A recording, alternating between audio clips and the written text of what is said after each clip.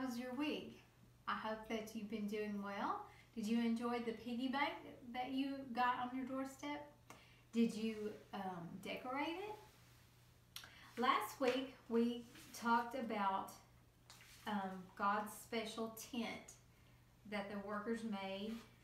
Do you remember what it was called? It was called a tabernacle. Tabernacle.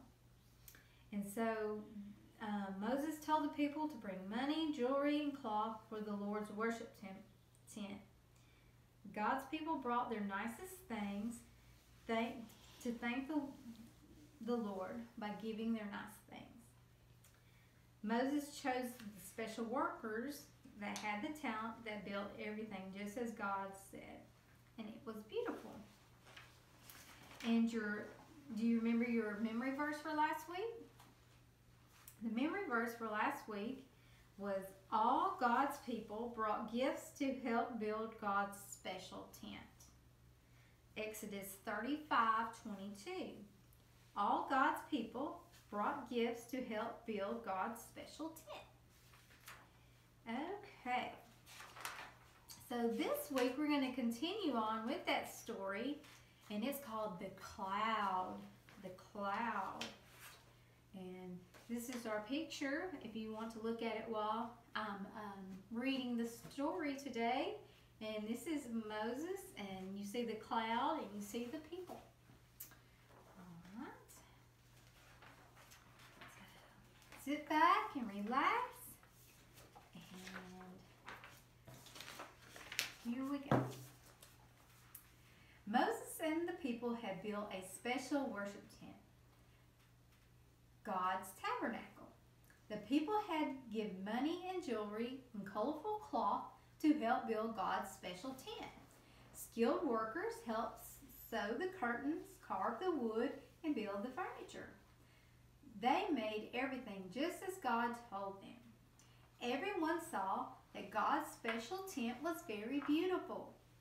The same day they finished building God's tabernacle, a lovely cloud came from heaven and filled the tent.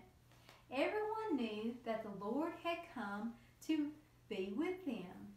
From that day on, the cloud never went away. It always stayed over God's special worship tent. During the night, the cloud looked like a burning fire to help them see. God used the special cloud to lead his people where he wanted them to go. When the cloud rose in the sky, the people packed their clothes, they packed their tents, they packed their furniture. They were ready to move. All the people kept their eyes on the cloud. The Lord told Moses, "Make 2 silver trumpets. When you see the cloud, blow the trumpets very loudly. The sound of the trumpets will signal all the people. It will tell them it's time to go." When they heard the trumpets, it's time for everyone to march ahead. So Moses' workers made 2 silver trumpets.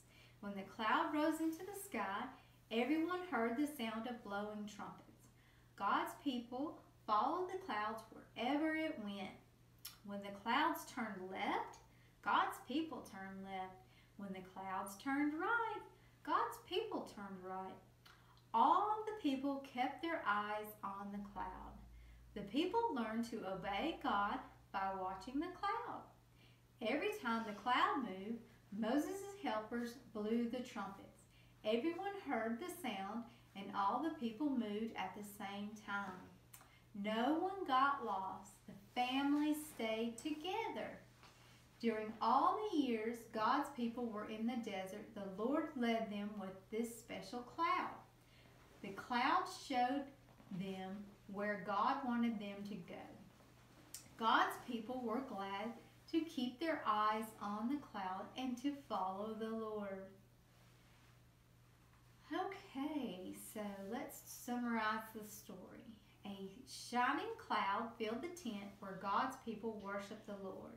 During the day, the cloud stayed over God's worship tent. At night, the cloud burned like a fire to help them see. Moses' workers made 2 silver trumpets. When the cloud rose in the sky, priests blew the trumpets, and God's people followed the cloud wherever it went. When the cloud moved, God's people moved. When the cloud stopped, they stopped. God's people learned to obey the Lord by following the cloud. Okay. Very good. All right. So the questions from the story is, what came from heaven to fill God's worship tent? What came from heaven to fill God's worship tent? You remember? What did the cloud look like at night? What did the cloud look like at night? How did God let the people know when it was time to move to a new place? How did God let the people know when it was time to move to a new place? What did the people blow to let everyone know it was time to move on? Do you remember what they blew? What kind of instrument? Okay. And our new memory verse is Numbers 9:17. The cloud showed the people when to stay and when to go. It's very easy. So practice that at home with your parents. And this week, for our Sing with Joy, I want you to get your parents' help and go on YouTube and find just Jesus Wants Me for a Sunbeam. This little light of mine, y'all should know that one. And get on board, little children. And I have decided to follow Jesus. You should know that one as well. Okay. And so, since we're talking about following our leader, this would be a good time for you guys to play a game at home, like Duck Duck Goose, or you could actually play the game called Follow the Leader, and just do whatever your leader does. Or you could play Simon Says. So those are some games that you could play at home. And so the next thing that we're going to do is, in your bag that you have a special special little project for Mother's Day. You get your help from your dad and make a special surprise for Mom. And there's instructions on there, so Dad can read them to you. And it's very simple. It's a very simple project. So I hope you guys have fun with that and be nice to your mom. Okay. So how did you do praying this week? Did you pray? Did you pray for your meal? Or did you say your prayers at night before you went to sleep? How did you do praying to God? Let's go over our when should I pray? When should you pray? When you're scared, the first thing in the morning, at mealtime, when I'm happy, at bedtime, and when you need something, and when you're sad. So anytime you need to talk to God, it's a great time. Just get in a quiet place where there's no sound and just talk to God. Okay, and you let's do our disciple time story. This is a cool story. Have you ever been in a cave? Have you ever went to a big cave like Cathedral Caverns or somewhere like that? Well, this week Dee goes to a cave. Let's see what Dee's going to do. All right. We're here, Dee, said Mr. Morgan. Wake up. Dee, yawned and opened her eyes. Her dad had stopped the car in front of a huge mountain. "Where are we?" she wondered. "We're at Twilight Cave," answered Mr. Morgan as he stretched his arm. "Phew, I've forgotten what a long drive this is." "Where's the cave, Dad?" Dee wondered as she looked out the window. All she saw was a huge mountain and a little wooden house. "The opening of the cave is inside the house," her dad replied. "Are you ready to go check it out?" Dee unbuckled her seatbelt. "Ready!" Inside the little house, a small group of people had gathered who wanted to see the cave too. "What's everyone waiting for, Dad?" asked Dee, looking at the black hole in the black wall of a room where was the cave entrance. "We're waiting for our guide," explained Mr. Morgan. "What's a guide?" Dee wondered. "A guide is a leader," Mr. Morgan answered. "Caves can be very confusing, and it's very easy to get lost because they're dark. Our guide knows the way and will make sure that we don't get lost." A man walked in the room from the cave. He was wearing big boots and a hat with a light on it. "Hi, everyone," he yelled. The man had a loud, booming voice. He gave everyone a hat like his with a light on it. "I'm Big Bill, and I'm your guide today as we tour Twilight Cave. Follow me." Dee smiled and took her dad's hand. "Let's go," she said. As they entered the cave, Dee began to shiver. "Brr," she said. "Why is it so cold in here, Dad?" "Because we're under the ground," Mr. Morgan answered. "That's why it's so dark too. Can you see the light on Big Bill's hat?" Dee looked ahead. "Yep, I sure do." "Well, just keep following that light and you won't get lost," Mr. Morgan instructed. Dee enjoyed the cave very much. Even though it was cold and dark, it was very pretty. There were shiny crystals all around that Big Bill would shine his light on. And there were pointy rocks coming up from the floor and down from the ceiling that Big Bill called stalagmites and stalagmites. I can't even say it. As she was following the light from Big Bill's hat, Dee suddenly heard the sound of water dripping. "I wonder where that water's coming from," she thought as she turned around. Behind her was a small, dark tunnel. Dee shone the light from her little flashlight into the tunnel and listened. She was sure that that's where the sound was coming from. Dee took a few steps into the passage, and then she took a few more.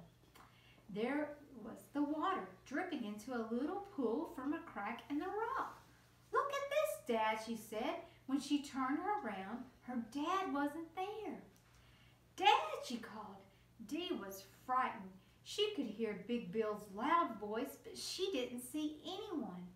"Dad," she called again.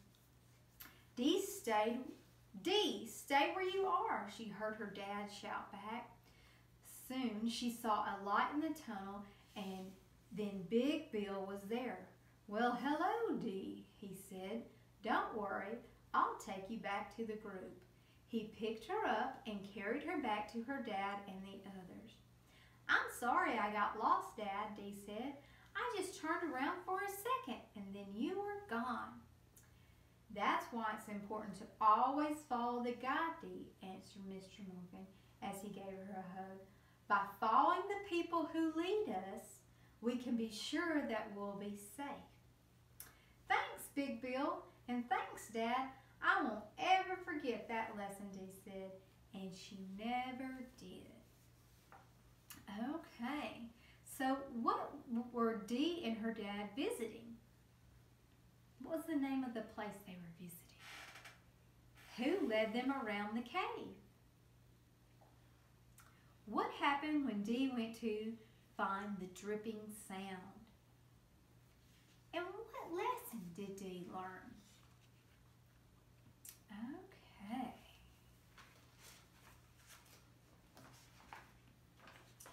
So let's go over our little sheet, the Big Bill. Dee and her dad drove a long way to visit Twilight Cave. Where have you gone to visit? So where have you gone to visit? Have you drove anywhere far away? The cave was cold and very dark, but the leader had a bright light on his hat so everyone could follow him easily. What would you do with a hat with a light on it? When Dee heard the sound of the dripping water, she went to see where it was coming from and got lost. Have you ever gotten lost? Did you go where you weren't supposed to go? Dee was alone and afraid, but the guide found her and brought her back to her father. So why is it important to follow the leader? So why is it important to follow the leader? Can you discuss that with your parents?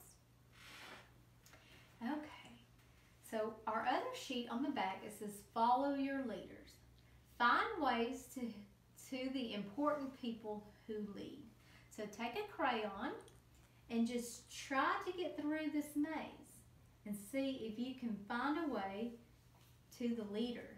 You've got a nurse, you've got a policeman, and you've got a fireman. Or that could be a doctor. Whatever to your imagination. So just get a pencil or a crayon and try to follow that leader. Okay. And forgot about this one. Don't forget to do your stickers.